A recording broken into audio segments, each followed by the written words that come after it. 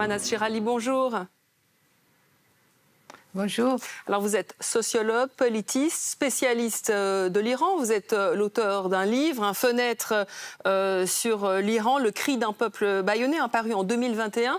Alors au cours de ces 20 dernières années, il y a déjà eu de nombreux mouvements de protestation en Iran.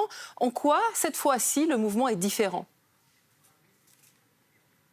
Il y a plusieurs dimensions qui différencient ce mouvement. D'abord par son ampleur et sa pérennité, ensuite par la solidarité immense que les hommes ont manifestée envers les femmes. Mais la chose la plus étonnante qu'on peut constater dans ce mouvement, c'est sa dimension anti-religieuse. Ce sont les jeunes qui sont dans la rue, qui sont contre le régime islamique, évidemment, contre les lois islamiques, évidemment, mais en même temps, ils se prononcent contre la religion elle-même. Ils disent « Abat l'islam ». C'est ça qui est très étonnant. C'est la première fois dans l'histoire de ce pays.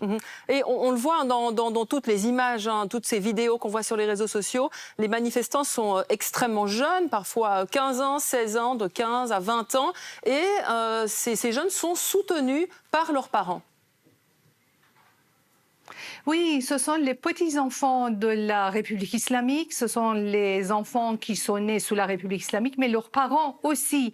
Et donc, 2 générations d'enfants de la République islamique, on arrive à cette haine immense que les jeunes d'aujourd'hui ont envers la République islamique. Ils ne veulent plus ce régime qui les méprise, qui les violente et qui réprime leur liberté.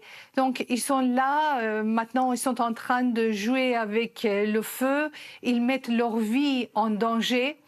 Ils sont très très jeunes, mais la seule chose qu'ils veulent, c'est de se libérer des contraintes qu'on leur a imposées au nom de l'islam, au nom de la religion. Ils veulent avoir une vie libre, ils veulent avoir la démocratie.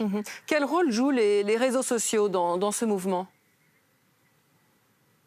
Et ce sont les jeunes qui ont été élevés dans les réseaux sociaux. Ils ont grandi devant l'écran de leur ordinateur, de leur smartphone.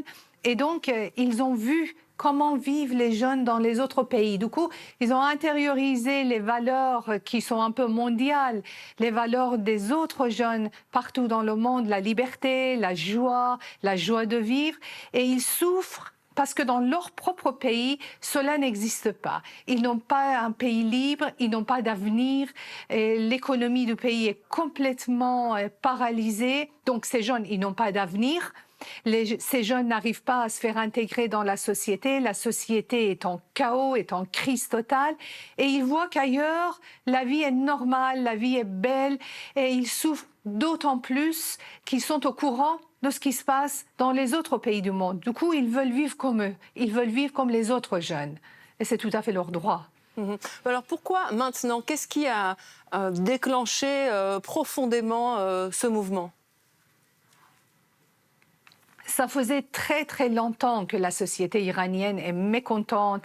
Ça fait très longtemps que les Iraniens ne comprennent pas la diplomatie belliqueuse des dirigeants de leur pays. Et ça fait très longtemps que les ayatollahs sont vraiment détestés des Iraniens, il faut le dire. Ce qui étonne les gens, ce qui étonnait les observateurs qui voyaient la situation iranienne, c'était plutôt le silence de la société. On se demandait comment les Iraniens, qui sont si contre, qui sont si fâchés, qui sont si mécontents de leurs dirigeants, peuvent rester silencieux et ne rien dire.